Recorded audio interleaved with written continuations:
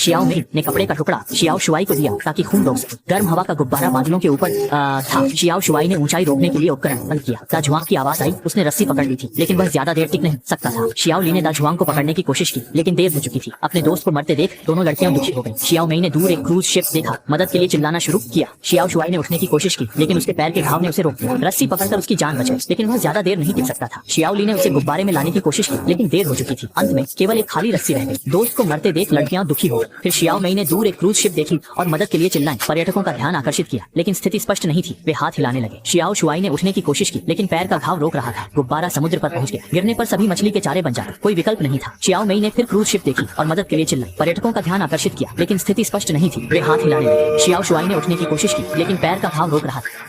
वे मदद के लिए चिल्लाए, पर स्थिति स्पष्ट न होने से हाथ हिलाने लगे। शियाओ शुआई गिरा। शियाओ ली रस्सी छोटी होने से मदद नहीं कर सका। निराश होकर भी परिवार की सोचकर लड़ने की इच्छा जगी। यॉट